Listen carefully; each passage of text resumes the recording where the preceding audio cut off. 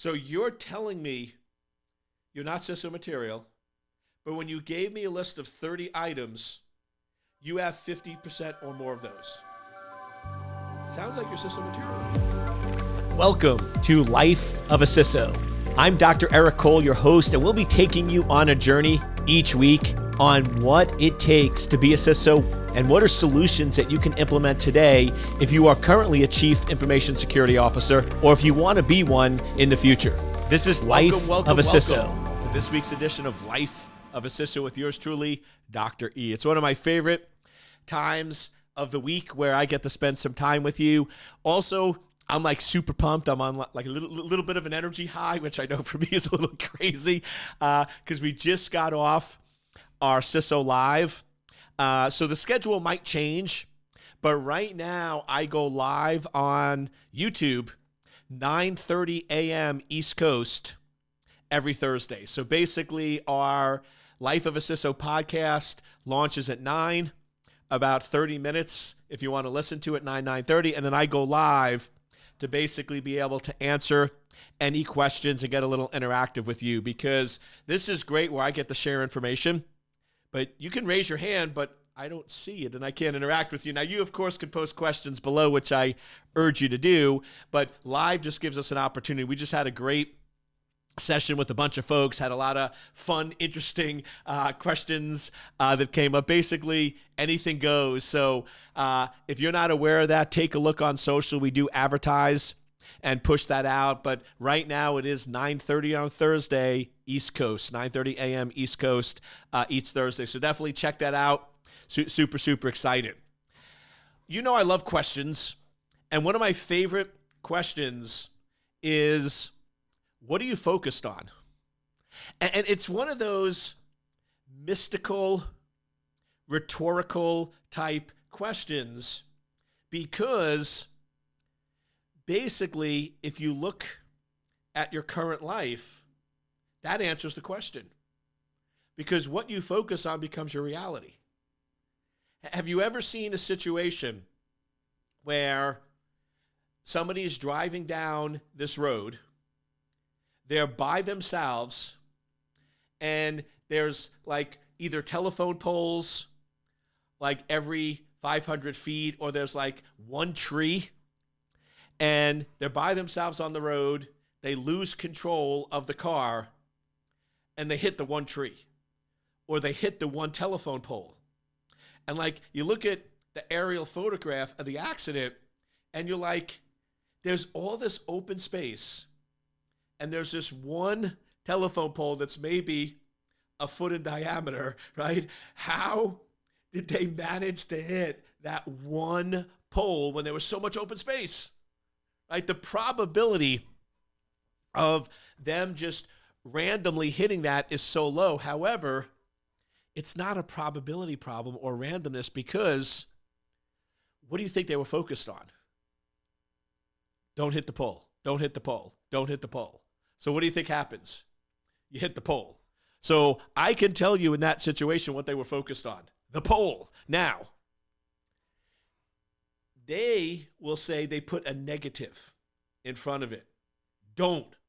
They didn't say, I want to hit the pole, I want to hit the pole, I want to hit the pole. They said, I don't want to hit the pole. The problem is they were focused on the pole, right? Whether it's hitting the pole or not hitting the pole, when your mind processes, it removes the extraneous terms around it. So whether you say, I don't want to hit the pole, or I do want to hit the pole, your mind processes that as pole, focus on the pole, focus on the pole, focus on the pole. And what do you think you do? You drive the car into the pole without even realizing it. So it's one of those wild things that I don't really need to ask you what you're focused on. I can just look at it. And this is a trick that I play on my new coaching clients. Now, if any of you become my coaching clients, you'll know the trick now, but the trick will still work because it is what it is. So I'll always start off and I'll ask you, where are you currently at? Like, where are you right now? And then they'll go in and I'll say, where do you want to be? And then they'll tell me that. And then I'll ask them, what are you focused on? And most of the time, like, oh, I don't know, or, oh no, Eric, I'm focused on my goal. And I can tell you, you're focused on exactly where you are. So with a lot of my clients, I sort of have a sweet spot with folks that are stuck where they're either want to become a CISO and they can't, or they haven't been able to, or they're a CISO at one level and they want to move to the next level. So they're a CISO at a $100 million company and they want to move to $1 billion. So that's where really I come in, because let's face it, most people are going to get coaching and pay for coaching when they're stuck. Right? If everything's going good, right, they don't always necessarily get coaching. I still encourage you to, because imagine how much better things could be if you had a coach. I always have coaches. I believe in coaches, but most people come to me because they're stuck. So I recently had a client where they're like, Eric, I really want to get a CISO position. I've been looking for over 2 years and I haven't been able to. And I ask him, well, what are you focused on? Oh, no, Eric, I'm focused on becoming a CISO. I'm like, no, you're not. You're focused on you not being CISO material. Nobody wants to hire you and you don't have proper experience. And they sometimes get a little offended. They're like, Eric, how can you say that? I'm working really hard. I'm applying to 5 or 6 positions a week. I really want that. I'm like, but be honest with me. When you go and apply to those jobs, what are you really thinking? Are you really believing deep down in your heart that you're going to get that job? Or do you really think, yeah, they're probably not going to hire me. I'm not CISO material. Right? That's just not going to happen. And if they're honest, they go, yeah, Eric, you're right. I'm focused on not getting the job or this or this or this or this. So the problem is not that you don't have the experience. It's not that you couldn't do an amazing job. It's that you're focused on them not wanting you. If you go into an interview and you're consciously or subconsciously saying to yourself hundreds of times before you go into the interview, I'm not CISO material, I'm not CISO material, I'm not CISO material, I'm not CISO material. They're not going to hire me, they're not going to hire me, they're not going to hire me. If you actually get the job and they actually offer you the position, it's a miracle from the heavens because you had everything working against you, right? But that probability is slim. What are the chances of you getting the job if you keep saying, they're not going to hire me, they're not going to hire me? How do you think you're going to present? Do you really think you're going to show up and give 100% if for 30 minutes before, all you kept saying is, I'm not CISO material, I'm not CISO material, I'm not CISO material? So the most important thing is, if you want to get a job as a CISO or get promoted, we have to change what you focus on. Because the problem is, and this is what makes what I do different from a coaching standpoint, is most folks in cybersecurity, when you go to training or other courses, they focus on the skills. So they're going to give you more skills, and they're going to give you more skills, and they're going to give you more skills. And then most people say, okay, I need more experience and more experience, more experience. But let me help you out right now.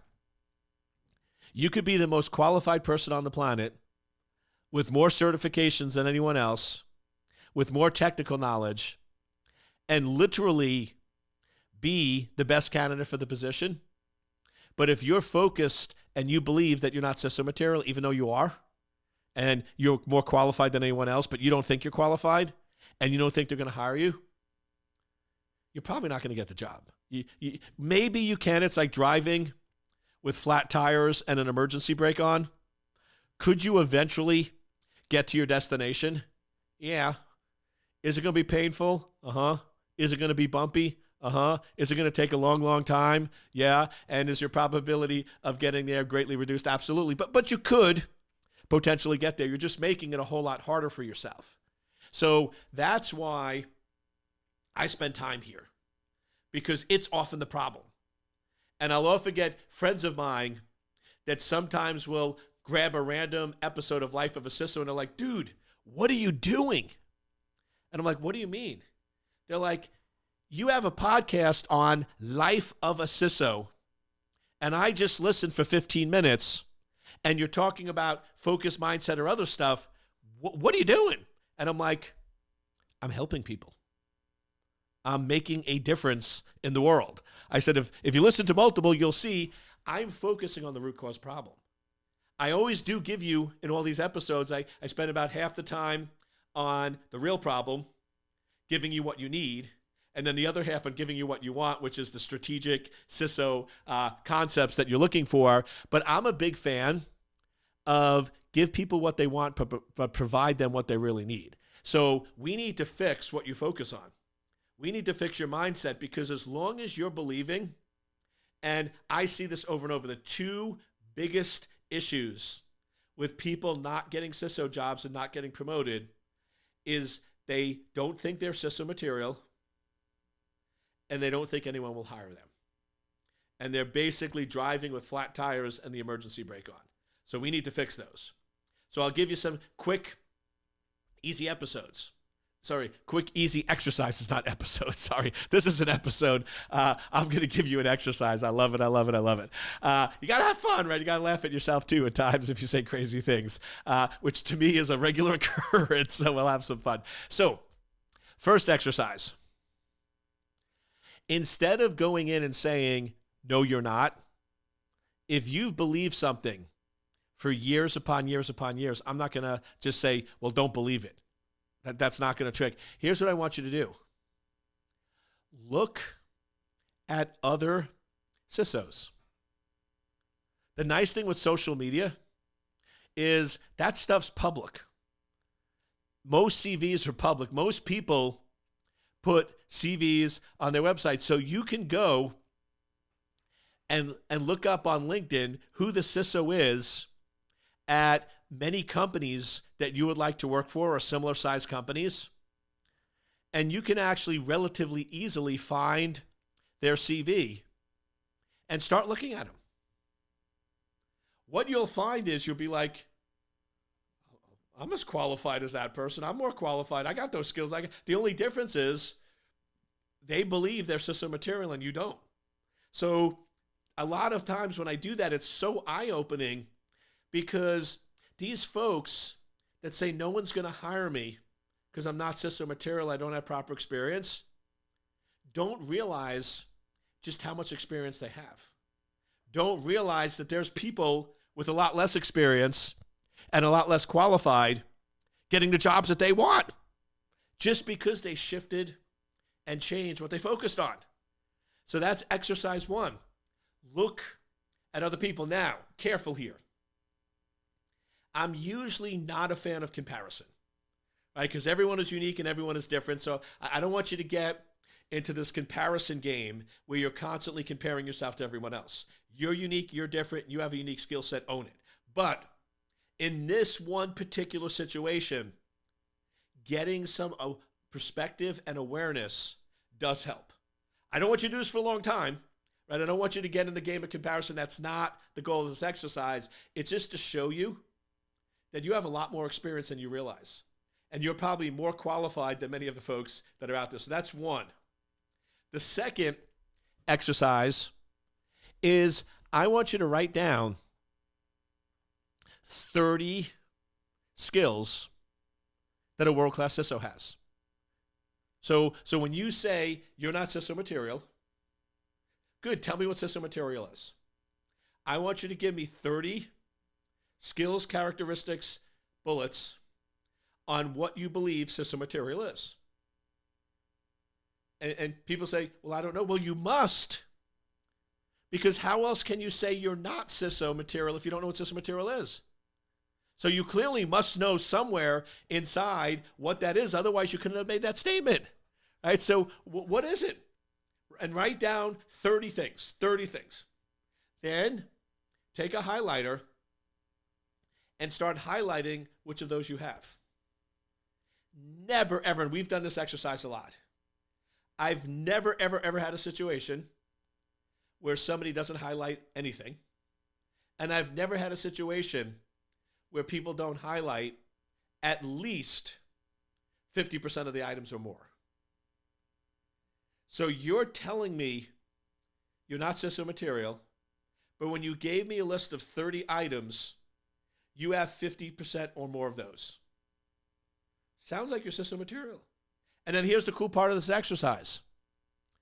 If for some reason you don't have a lot, and I've never ever had this happen, but you only have 3 items. Great. Every day, work on the other 27. So go to that list. You only highlighted 3. So you basically said, see, Eric, I'm not CISO material. Great. Become CISO material. Take those 27 remaining items and ask yourself, out of those 27, which one of those are the easiest for me to obtain? Based on my job, what I have access to, what I have available to me, which one out of those 27 would be the easiest? Great. Spend an hour or 2 a day working on that skill set. Then, in a couple months, depending on where you are in the experience level, you now have 8 of the items, 10 of the items. So the goal then is, over the next 6, 9, or 12 months, get all 30. So now, because what I want to avoid is that we have the same discussion in 2 years. Because I have people that are stuck for 2 or 3 years. I've had people that were trying to get a CISO position for 3 years and couldn't get it because they kept saying over and over again. So I want to either fix it immediately, where you see that you have 80% and you are CISO material, or you only have 3, which I've never had happen, and you say, I'm not CISO material. See, Eric, I was right. But then you have a path for fixing it. So in a year, you can say you are CISO material.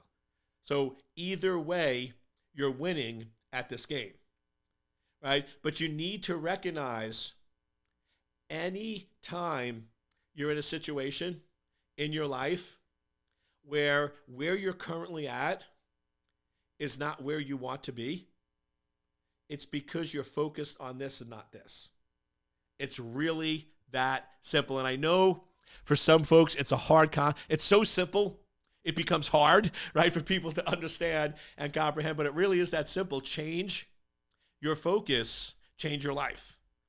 Really, really important. So let's sort of shift. What are the things that CISOs should be focused on? What are the things that world-class CISOs are focused on within a business? First and foremost is you're a business executive. You are at the same level as the other executives. So if you have a C, if you are a chief information security officer, then you are at the same level as all the other chiefs. You should be going to the same lunches. You should be involved in the same meetings. You should be attending all of the board of directors meetings, just like all the other Cs. Problem. Many CISOs I talk to go, oh, Eric, I'm not like them. I'm not included in that club. I'm not invited to the business meetings. I'm not at the same level as all the other Cs. What you're focused on is what you have. So that's why you don't have it. Why are you focused on that? Why aren't you focused on, I'm an executive just like all the other executives? I get invited to all the meetings. I meet with the CEO on a weekly basis. I meet with the COO sometimes several times a week. I'm invited to all the... That's what you need to be focused on. So if you're focused on truly engaging at an executive level in the business, that will happen. Now, it might not be overnight. It might take months upon months upon months, but that needs to be your focus. Your focus needs to be on you are an executive that focuses in on being in meetings.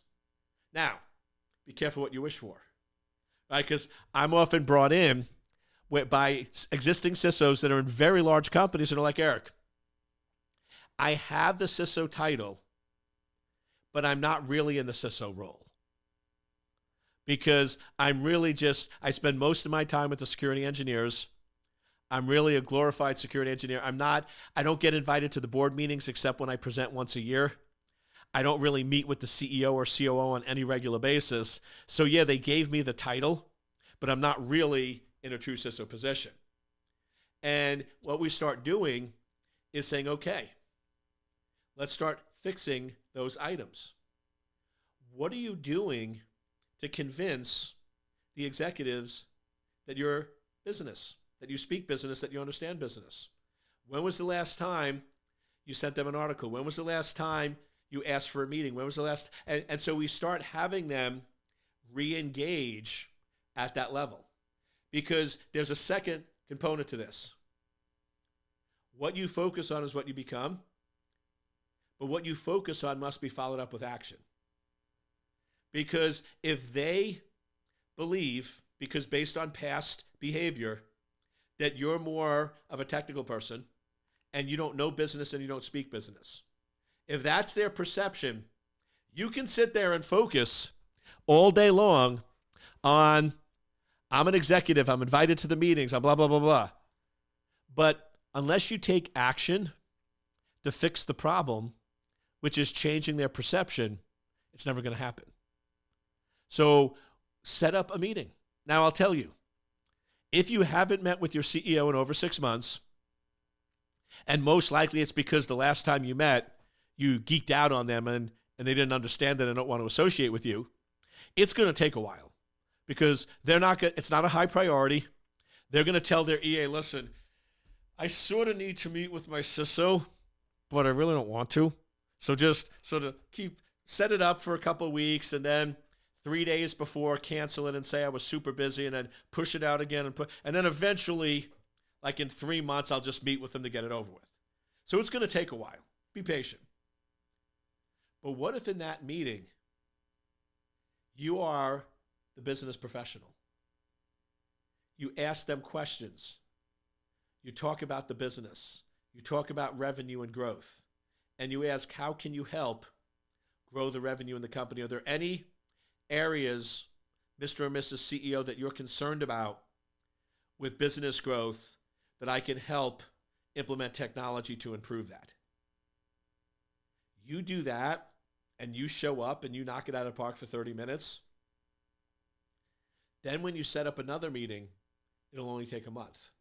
And then here's what you want to have happen, and it will. You keep doing that, and the CEO will now ask for meetings with you. That's when you know you won. So first area that world-class CISOs must focus on, you must be engaged at an executive level. You must be talking to the CEO, CIO, and CFO frequently. Weekly, every other week, pushing it monthly too much, too far, too little. You need to be very frequent. So that's first one. Next one, focusing on high-level risk. Focusing on training everyone to always ask 2 questions. Most CISOs struggle because decisions are made off of a single question. And the single question is, what is the value or benefit? So you have your vice presidents or your directors or the executives or the decision makers, and they're deciding, should we roll out this new system? Should we connect this system to the internet? Should we blah, blah, blah, blah, blah? And they ask one question. What is the value or benefit to the business? Increase revenue, increase profitability, increase customer satisfaction, increase increase productivity by 40%, blah, blah. And what normally happens? Do it. And then you have to clean up the mess. You have to deal with the issues. And let me tell you this. If a business decision is made and money is committed to do something, even if it's the stupidest thing on the planet from a cybersecurity perspective, you're getting in front of a moving train. And unless you're Superman, you're not going to win. You're not going to win. And then you get upset, and then you get frustrated, and then you say, nobody listens to me. And then you start focusing on why nobody listens, right? And you see how you become the self-fulfilling prophecy. How do you stop a train? When it's already in the station, when it's not moving. Then it's easy.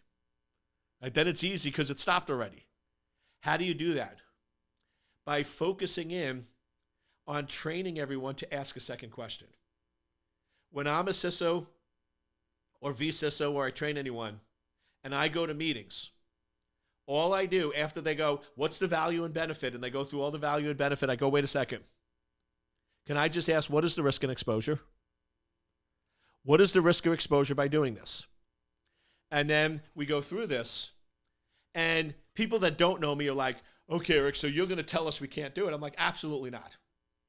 I never, ever tell a client, a customer, or anyone I work with, they can or can't do anything.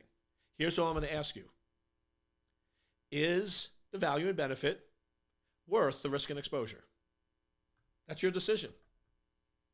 If you tell me that this value or benefit is so important and so critical to the business that it's worth the risk, awesome. You've accepted the risk. You're fully aware, you're fully visible, and you fully know what's going to happen. I'm good. So that's my role. The role of a CISO is not to say no. The role of a CISO is not to stop the business or hurt the business. The role of a CISO is to make people fully aware and accept the risk. There's risk in running businesses. There's risk in doing a lot of things. The issue is most people are not aware of the risk. So world-class CISOs are focused on making people aware. I'll give you an example. One of the things I love doing is sort of extreme sports. I love going outside, going for walks, simple stuff, but I also base jumping, skydiving, all those things to me are totally, totally awesome. So I remember one of my friends, he's like, Eric, that's so cool. Right? That's so cool. I want to do that. So great. So we plan this trip. We travel to the location. We get up super early in the morning. We spend 4 hours hiking up the mountain. And then we're up there. We're getting ready to jump. And he's like, this looks dangerous. I'm like, yeah. And he's like, could I die? Absolutely. People die all the time. Now, if you do what I say and you follow my directions and you listen, there's a less probability of that. But yes, when you're doing extreme sports, there always is a possibility that you can get injured, hurt, or die. And he's sort of, you can tell him thinking about that. And I'm like, we don't have to do this. I said, it was a beautiful hike up the mountain, and I love hiking. It'll be a beautiful hike down the mountain. We do not have to do this if you don't want to.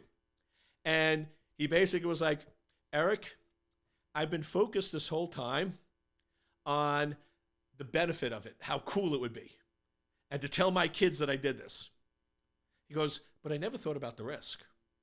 I never focused on the risk. Now, my bad, right? I just assumed it was obvious, right? I assumed that if you're jumping up, you were aware that bad things could happen and go wrong. But my bad, 100% responsibility for not informing him of that. So we ended up still having an amazing trip, but we just did hiking instead of taking that to the next level. But I feel like that's my conversation with these executives where they roll out these systems, they get breached, and then I meet with them and they're like, Eric, I had no idea that this could happen. I was focused so much on the value and benefit, I didn't think about the risk or exposure. So world-class CISOs make people aware of the risk and exposure to the point where if they decide to move forward, they not only understand, but they're accepting the risk. That's what makes a world-class CISO a world-class CISO. I hope you enjoyed this episode of Life of a CISO, and I'll catch you next week.